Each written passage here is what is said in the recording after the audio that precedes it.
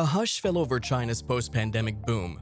In gleaming metropolises, whispers of discontentment turned into rallies. Young professionals, once hopeful citizens armed with QR health codes and digital wallets, now held aloft placards demanding justice. The source of their ire? Unfinished apartment complexes, tangible reminders of a broken dream, fueled by a teetering real estate giant. But what happens in China doesn't stay in China. Get ready for an economic crisis across the globe. China's economic growth was like nothing the world has ever experienced before, but now it's seeing a significant slowdown. There's the property crisis and all of the following from there. We're not expecting any meaningful recovery in the Chinese property market in 2024. You're seeing deflationary pressures play out in China right now. This is the deepest and longest deflation in China since the 1998 Asian financial crisis. The stock market has lost some $6 trillion in value just over the last year and a half. You're seeing rises in unemployment, particularly among the country's youth. The challenge for the rest of the world is that this slowdown means China is now cutting back on spending. Everybody from big multinational companies to ordinary people has been swept up in China's boom story that's now coming to an end. In short, it's bad for the global economy. But the question is, how bad? China's economic rise has been nothing short of phenomenal. Nicknamed the China Miracle, it's a story of reform, sweat, and smart strategy. Imagine a country locked in a centrally planned economy for decades. In 1978, leader Deng Xiaoping ushered in a new era with reform and opening up. This meant loosening the government's grip and embracing some market principles. The first step? Agriculture. Collective farms were replaced with a system where families leased land. Farmers, now working for themselves, produced more food, feeding a growing population and freeing up rural labor. This freed-up labor force became the backbone of China's next big move: export-oriented manufacturing. Special economic zones, or SEZs, were created like Shenzhen, tiny capitalist enclaves offering tax breaks and relaxed regulations. Foreign companies flocked in, lured by cheap labor and a vast potential market. This flood of foreign investment brought much-needed technology and know-how. Economist Justin Yifu Lin explains, China's success lies in its ability to leverage its comparative advantage, a massive, low-cost labor force. Factories turned out clothes, shoes, electronics, anything the West craved at bargain prices. Brands like Haier for appliances and Huawei for telecoms emerged, becoming global players. This wasn't just about cheap labor. China invested heavily in infrastructure: roads, bridges, and ports. Economist Yao Yang says, building modern infrastructure connected factories to ports, allowing goods to be shipped efficiently worldwide. This efficiency made in China a synonym for affordability. The miracle, though, wasn't without downsides. The environment suffered from rapid industrialization. Income inequality widened as coastal cities boomed while rural areas lagged. But the overall impact was undeniable. Millions lifted themselves out of poverty. Living standards soared. China has become the world's factory floor, and its economic clout continues to grow. But then the rise was precipitated by a fall so big that gave the Chinese government the biggest challenge of its life. The pandemic was bad for everyone. Pretty bad. The global economy came to a standstill and there were massive shutdowns. And like other countries, China came up with a strategy, which at first glance looked sensible, but Beijing had no idea how it would turn out to be: the zero-COVID policy. China's strict zero-COVID policy led to hefty spending on quarantines and testing, forcing business closures over minimal outbreaks. This zero-tolerance approach stifled economic activity. Geopolitical tensions, particularly with the US, added fuel to the fire. Former President Trump's tariffs on Chinese goods and the Biden administration's curbs on chip technology, coupled with anxieties over Taiwan, deterred foreign investors. Economist Alicia Garcia Herrero noted, foreign direct investment into China has seen a significant slowdown. Then came the property crisis. China's growth relied heavily on massive infrastructure projects funded by ballooning debt among developers and local governments.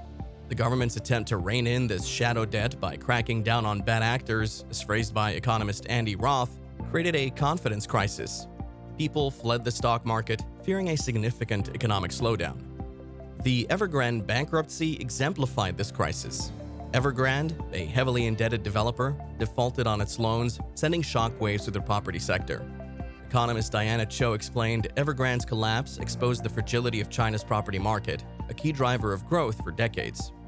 The government's decision to liquidate Evergrande, as reported by Al Jazeera, signaled a shift towards a more controlled property market. China's economic boom seems to be hitting a rough patch, and the ripples are spreading far beyond its borders. Young Chinese citizens, the lifeblood of future spending, are feeling the pinch. Take Stephanie's stories, for instance. In 2023, she became another casualty of downsizing when her employer decided to shrink its China operations. Data paints a grim picture. Nearly a third of Chinese office workers reported salary cuts in 2023, the highest in at least 6 years. To make ends meet, Stephanie found a new job, but as an insurance agent, her income took a significant tumble. For young graduates like Yixiang and her girlfriend, the situation is even more precarious. Youth unemployment has spiked so dramatically that China stopped publishing data for several months. Fresh out of school, Yixiang and her partner now have to be hyper-vigilant with their finances. This shift in attitude has profound implications for the global economy. Companies that built their growth strategies around China's booming consumer base are in for a rough ride. The spending slowdown extends beyond China's borders. The return of Chinese tourists to other parts of the world, a key economic driver, hasn't materialized to the anticipated level. The economic slowdown also carries significant political weight. President Xi Jinping, seeking to solidify his grip on power, faces a new set of challenges. A struggling economy can complicate his agenda, and here's why this matters. China's economic might has been a pillar of its growing global influence. A weaker economy could potentially weaken its position on the world stage. Let's delve deeper into the numbers. A survey conducted by Xiaopin, a major Chinese recruitment platform, revealed that 28% of office workers experienced salary cuts in 2023. This is the highest proportion since they began tracking the data in 2017. The situation is particularly dire for recent graduates.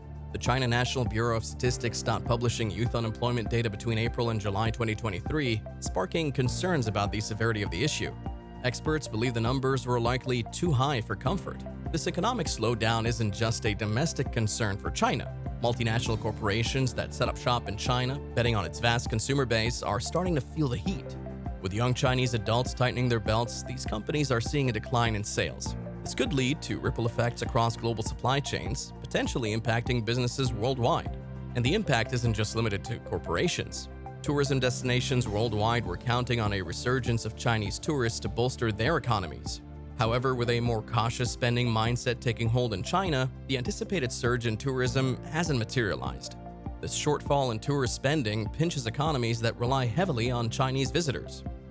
So, a fall in the Chinese economy means a fall for the world, and the impacts will be widespread. The US-China trade relationship has been a complex dance for decades.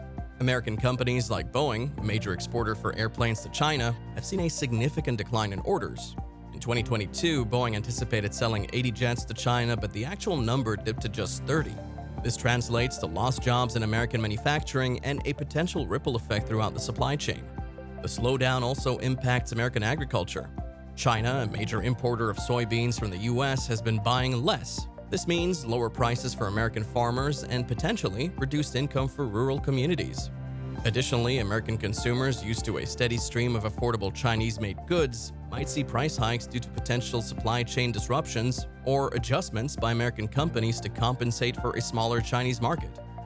Across the Atlantic, Europe is also feeling the pinch. Germany, a major exporter of luxury cars to China, has seen a significant drop in sales. In 2023, BMW, a German automaker, reported a 7% decline in sales to China compared to the previous year. This translates to lost revenue and potential job cuts in the European automotive industry. Furthermore, European countries heavily reliant on tourism, especially those bordering the Mediterranean, were counting on a surge of Chinese tourists post-pandemic. However, with a more cautious spending mindset in China, this hasn't materialized. Countries like Italy and Greece, which rely heavily on Chinese tourist dollars to bolster their economies, are experiencing a shortfall. China's slowdown has a domino effect across Asia as well. Vietnam, a major manufacturing hub with close economic ties to China, is experiencing a slowdown in its own export sector. This is because many Vietnamese factories produce goods for China or rely on Chinese components in their own production lines. The struggling Chinese market translates to fewer orders and lower production for Vietnamese factories. Japan, another major Asian economy, is also feeling the heat. Japan relies heavily on China for raw materials like copper and iron ore. A slowdown in China's manufacturing sector means a decrease in demand for these raw materials, impacting Japanese commodity exporters. Additionally, Japanese companies with a significant presence in China, like automakers Toyota and Honda, might see a decline in sales due to reduced consumer spending. And African nations that benefited from China's Belt and Road Initiative, a massive infrastructure development project, are now facing an uncertain future. The BRI has seen a significant slowdown in new project approvals, impacting African countries that were counting on Chinese investments for infrastructure development. For instance, Kenya, a major recipient of BRI funding for its standard gauge railway, might see delays or cancellations in planned expansions due to China's reduced investment capacity. Furthermore, African countries rich in natural resources like copper and cobalt, which China heavily relies on for its manufacturing sector, might see a decline in demand and potentially lower prices for their exports. This could impact the economies of resource-dependent African nations. So as we've seen, China's economic slowdown is a complex issue with far-reaching consequences. From lost jobs in American factories to a decline in tourism revenue for European countries, the impact is being felt across the globe. As China navigates its economic headwinds, the rest of the world will be watching closely, with economies on every continent potentially feeling the aftershocks. What are your thoughts? Do let me know in the comments. And don't forget to subscribe to the channel and like the video if you enjoyed it. And don't forget to watch our video on the UK economic crisis as well.